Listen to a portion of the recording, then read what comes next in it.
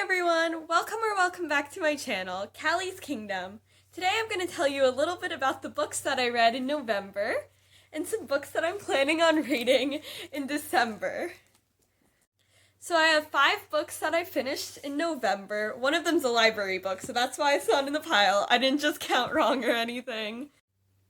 First I'll tell you how many stars I rated them, and then I'll give like a mini spoiler-free review.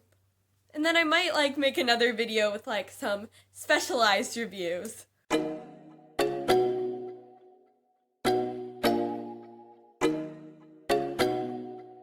the first book I'm going to talk about is just one that I had to read for school. It's Macbeth by Shakespeare. It was an okay book. It was very hard to read, so I think for that reason I'm just going to rate it 2 stars. Oh, I hope my friend who loves Macbeth is not watching this video because it is their favorite book. Sorry if you're watching this. It was just really hard for me to read, and since it was for school, I didn't enjoy it as much. And Shakespeare is always a hard one. Another reason is for plays, you can't really relate to the characters because you can't really hear their inner thoughts and everything. And some plays, they do that really well by getting it out there. But I feel for whatever reason, maybe it's because it was written whenever Shakespeare wrote it back in the day, I just couldn't relate to Macbeth. And Lady Macbeth was supposed to be this really cool bad guy character, oh, a girl who's a villain, but I don't know, it just didn't do it for me. To contrast that, next I want to talk about Six of Crows. Okay, this was my friend's favorite book series, Six of Crows and Crooked Kingdom, and it did not disappoint. 5 out of 5 stars. These are one of my favorite books that I ever read. Everyone should read it. Go read it right now. I loved so much about these books. First of all, it was so cool to be following all of these morally gray characters, and since it was written with different, points of views for each chapter, it was really interesting to get some insight for each of the characters. It was so action-packed, too. Well, it was a heist novel, so of course it's gonna be action-packed, but it had the perfect amount of, action and character development, and I loved every single one of the main characters, every single one of them. Sometimes I did get a little bit mad at some people, Matthias. I'd be like, Matthias, just stop it. Why are you acting like that? People who read the book will understand. Also, I love how they did the whole love interests and everything, too, and how they developed the relationships, and how in the first book they're all kind of just starting to get to know each other, but then they delve into it more in the second book. I really thought that was really well done. The only thing is, this might be a little bit of a spoiler, but they kind of had the people in the main 6 characters pair up together by the end of the novel, and I don't know if I really appreciated that. I mean, I guess for 2 of them they didn't really pair up, but they were kind of trying to pair off the 2 in groups of 2 characters, and I feel that's a little unrealistic because if you have a crew of 6 people, I don't think it's all gonna end up where they're all just getting together. But that's my only small complaint on this amazing book series.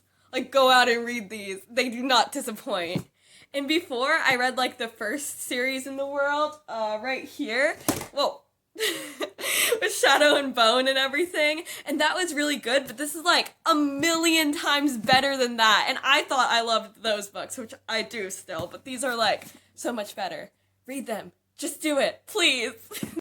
Next, I'm going to talk about Allegiant, which I don't have with me since I borrowed it from the library, but we'll pop a picture somewhere. I don't know where. Basically, I think I'd rate that book maybe 3.5 stars. Okay. Again, I feel I'm gonna make another one of my friends mad. Well, please don't be angry. I love how Divergent started out. The first book was so solid. But it kind of went a little bit downhill from there. And I'm kind of between a 3 and 3.5 for this third book. I think I'm going to go with the 3, though, because I love the plot. So interesting. Such an interesting world. But there wasn't a lot of, internal conflict and character development. It's hard to explain. I didn't really relate to the character, especially, the main 2 characters, okay. So this might be an unpopular opinion. I know I think differently than most people, but I didn't like the whole relationship aspect of the main two characters. So Triss and her love interest, in case you haven't read the series, I won't say who it is. It's kind of obvious though, I guess. But basically, whenever they see each other, they're always like, oh, kissing and like, I don't know, making out with each other, and it really just made me personally a little uncomfortable. Like, I'm all for like emotionally developing the characters, maybe like a kiss or two sometimes. That's kind of like how they did it in Crooked Kingdom, where they had like one or two big moments between the relationships where they like, oh, kissed for the first time or all of that. But it was like they mostly focused on the plot, I guess, and emotional like depth with the relationships. While in Allegiant, it was kind of just, they didn't really focus on like the emotional depth conversations. It was kind of just like, oh, we're gonna kiss now every time we see each other. And I'm like, okay. I know some people might be like, oh yeah, I love that part of like characters and like romance and everything. But I have a specific type of like romance that I like, I guess, that focuses more on the emotional aspect than the physical aspect. And that just wasn't doing it for me. Also, the whole part of like the big twist, I thought that was really cool and a really like cool idea that I didn't really see coming, and I like how they started to explore that, but I don't think that they explored it to its entirety. Much like how they didn't explore the emotions and the character development of the characters in this book to its entirety. It just didn't go as far with that as I would have wanted it to. But it was an enjoyable read. I always find those books a little bit easier to read. They have like bigger words, so it wasn't too hard to get through, while like Crooked Kingdom, for example, has like pretty small words. Okay, that's a page that's like pretty small words, as you can see. In the final book of this month, oh my gosh, blown away. I had never heard of this book before, Four Dead Queens, until I went to my sister's musical, and they had like the Scholastic Book Fair there, and I saw this book, and it looked interesting, so I was like, oh, I'm gonna get it. It started out really good, like a really strong story. I didn't think it was gonna be one of my top favorites. Like it was gonna be really good, like solid 4 stars maybe, but not like, oh, 5-star.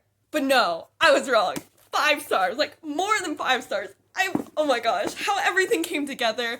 I really want to do like a dedicated review of this, like with some spoilers, just to talk about it and everything, because oh my gosh, it's so good. Read it, please. Okay, so it basically, since this is probably the book that not a lot of people heard of, since all the other books that I read this month are really popular. It follows a thief named Carolee in this very interesting world where there's 4 queens, and like the world is divided into quadrants, and each queen rules a different quadrant, but they rule together as a united kingdom. Not united kingdoms. Just like, you know what I mean. And each like quadrant has a different thing. It kind of reminds me of Divergent, but this did it better, I think. I mean, they're different, but basically, like, Ionia likes technology and everything, and they focus on that, and they focus on suppressing feelings and just going full force into technology.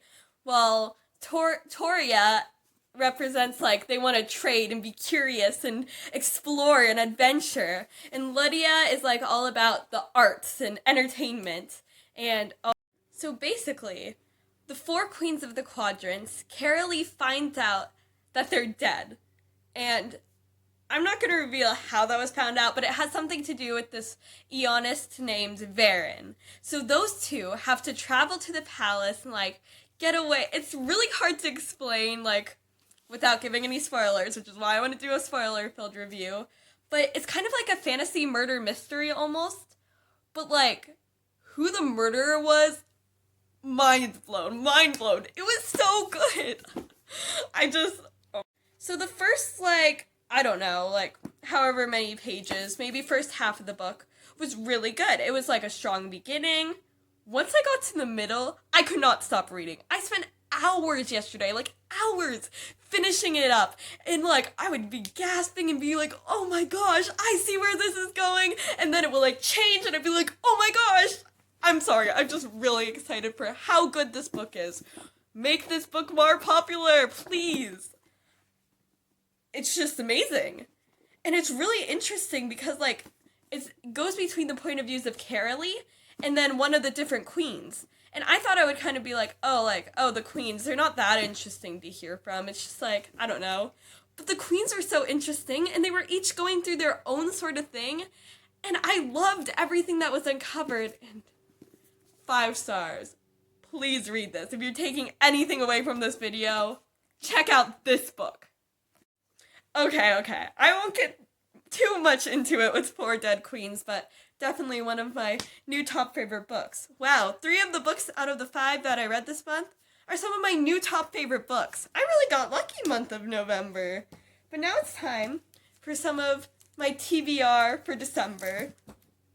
So, the first book, as you can see by my bookmark, I already started reading. So I heard of this book before, and I thought that it sounded really good because it's about, like, a future world where people don't die and people need to be Siths. I think that's how you say it. I'm not entirely sure. And they need to be the ones who kill people. And it's about, like, these 2 people who are taken on as the apprentice of a Sith, and they have to deal with this world. And I just started it, but already it's off to a really strong start. The world is really interesting, and I can't wait to read more. So, going off of this, also the other books in this series, if I end up really enjoying this book, which I think that I will, my library has the 2nd and 3rd book, so those are also on my TBR. Placed somewhere, picture up here maybe, possibly, editing Callie. And then the other book that I'm also started reading is 0 Day, which I haven't really heard of this book, but my aunt, she was a teacher, and she, like, found it left in her classroom at the end of the year.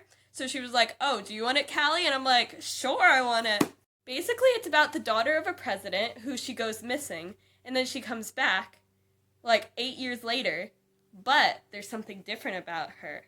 And, like, from what it seems when you get her kind of point of view, she's kind of in cahoots with her kidnappers, and it's like, what happened, Addie? What happened while you were gone? I am very interested to find out, and I'm definitely going to be reading this, finishing it up in the month of December, and I hope that I'll enjoy it. So, the last book that I want to talk about is called Caraval, or whatever, however you say it. I got this book with my friends when I went to Barnes & Noble. Well, we went to the mall, but the only place I got something at was Barnes & Noble, because obviously it's Barnes & Noble, and that's where I'm going to spend all my money. That's also where I got my Dungeons & Dragons dice in the last video. I got 2 books from Barnes & Noble and Dungeons & Dragons dice, and that was all I got. But that's all I really need, right? Anyway, it's basically about a carnival or something called the Caraval that comes to different kingdoms. And this girl's sister gets put in the middle of it, and people have to find her or something. I don't really know a lot about it, but that's why I want to read it. It sounds good. So, it's the last book on my TBR for this month. Of course, I might find some other books that I decide to read for December, and I don't have to stick to this, but that's basically it. I hope that you enjoyed hearing about all of the books that I read in November and all of the books that I hope to read in December. Make sure to like, subscribe, and leave a comment down below on what's in your TBR for this December. Bye!